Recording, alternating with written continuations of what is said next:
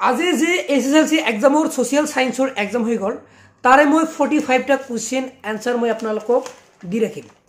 যদি এই ভিডিওটো চাই আছে তেনে ক্ষেত্ৰত ৰিকুৱেষ্ট কৰিম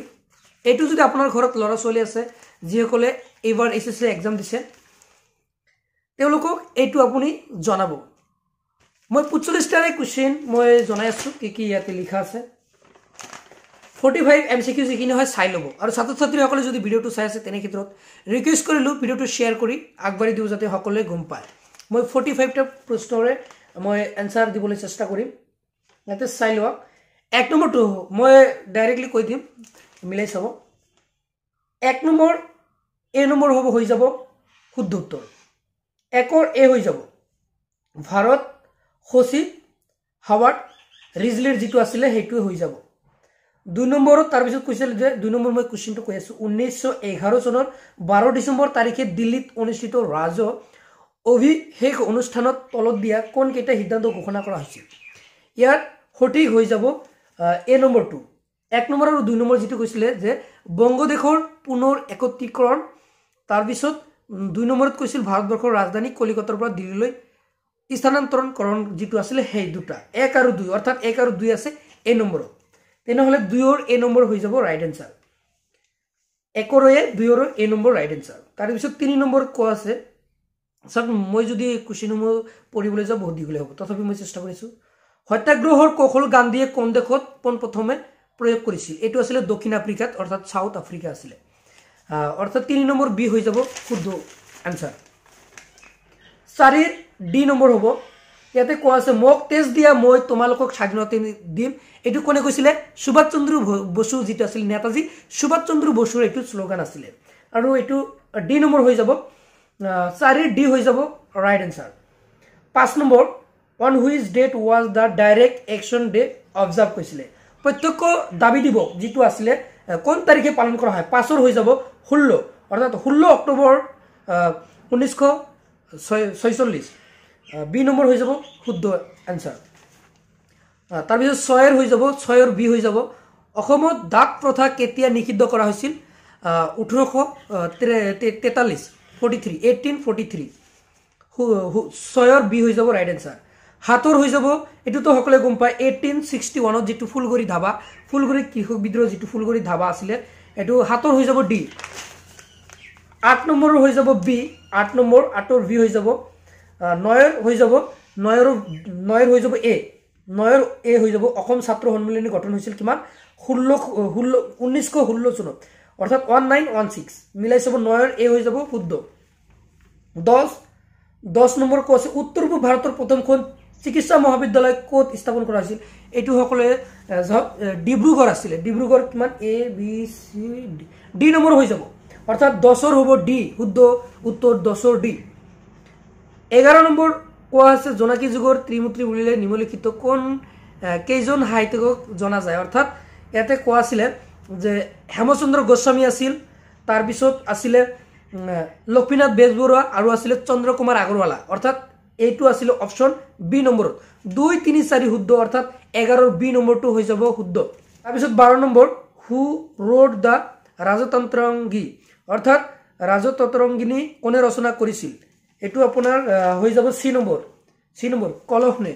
সি নম্বৰ অৰ্থাৎ 12 ৰ সি নম্বৰ ৰাইট আনসাৰ 13 ৰ হৈ যাব সি 13 ৰ সি হৈ যাব দ্ৰাবিড় গোষ্ঠীৰ 14 ৰ হৈ যাব সি মিজোৰাম 15 ৰ হৈ যাব এ ভট্টদেৱ অৰ্থাৎ অসমীয়া গদ্য সাহিত্যৰ সূচনা কোনে কৰিছিল ভট্টদেৱে কৰিছিল 16 ৰ হৈ যাব বি তলৰ কোনটো অনবীকৰণযোগ্য সম্পদ অৰ্থাৎ ইয়াতে চাইলোৱা নবীকৰণযোগ্য সম্পদটো জানে নবীকৰণযোগ্য জিসমূহ পুনৰ এবাৰ হেক হৈ নাযায় বুলি কোৱা আছে অৰ্থাৎ তলৰ কোনটো অনবীকৰণযোগ্য সম্পদ ইয়াতে কোৱা আছে এটো খনিজ তেল হ'ব শস্য পানী আৰু অৰণ্য এইখিনি হল নবীকৰণযোগ্য সম্পদ আৰু অনবীকৰণযোগ্য সম্পদ ইয়াতে খনিজ তেল ইয়াতে কোৱা আছে তাৰ পিছত 17 অৰ্থাৎ 16 ৰ বি 17 ৰ হৈ যাব আপোনাৰ 17 ৰ ডি পৰ্যটন 18 ৰ বি হৈ যাব মিথুন অৰ্থাৎ তলৰ কোনটো বিলুপ্ত প্ৰায় প্ৰাণী হল মিথুন চাই লব গয়েল যেটো মিথুন বুলি কোৱা হয় বি নম্বৰ 18 ৰ বি 19 ডি এটো তো একদম সেউজ গৃহ গেছৰ উদাহৰণ নহয় কৈছে তলৰ কোনটো সেউজ গৃহ গেছৰ উদাহৰণ নহয় 19 নম্বৰ 19 ডি হ'ব অক্সিজেন তাৰ পিছত 20 হ'ব সি নম্বৰ এটা ক্ষুদ্ৰ উদ্যোগৰে কৰা সীমিত ভূমি প্ৰদূষণ আছে তাৰ পিছত 21 হৈ যাব 21 সি ৰাছিয়া 22 হ'ব বি ৰেড সি অৰ্থাৎ লোহিত সাগৰ কৈছে এছিয়া আৰু আফ্ৰিকা মহাদেশক কোনখন সাগৰে পৃথক কৰিছে এইটো ৰেড সি আছিল অৰ্থাৎ লোহিত সাগৰ 22 বি হৈ যাব শুদ্ধ 23 হৈ যাব সি জাপান 24 হৈ যাব এ 2011 চনৰ ভাৰতৰ লোকপিয়ল অনুসৰি অসমৰ শিক্ষিতৰ হাৰ কিমান শতাংশ আছিল 63.25% অৰ্থাৎ এ নম্বৰ হৈ যাব 24 ৰ এ শুদ্ধ 25 ৰ বি শুদ্ধ তাৰ পিছত 26 ৰ ডি শুদ্ধ তাৰ পিছত 27 ৰ এ শুদ্ধ 31 নং যেটো নেশনাল হাইৱে হেতু 27 ৰ এ শুদ্ধ 28 ৰ ডি শুদ্ধ তাৰ পিছত 29 ৰ সি শুদ্ধ সৈয়দ মোহাম্মদ সাদুল্লাহ 30 নম্বৰৰ ডি শুদ্ধ 31 ৰ বি শুদ্ধ 32 ৰ বি শুদ্ধ 33 ৰ বি শুদ্ধ 34 ৰ ডি শুদ্ধ ৰাষ্ট্ৰসংঘ 35 ৰ এ শুদ্ধ 36 ৰ সি শুদ্ধ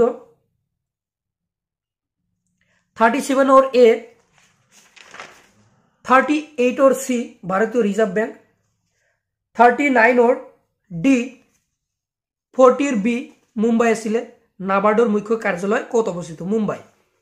41 ৰ এ 1 এপ্ৰিল 1951 31 মাৰ্চ 1956 42 ৰ বি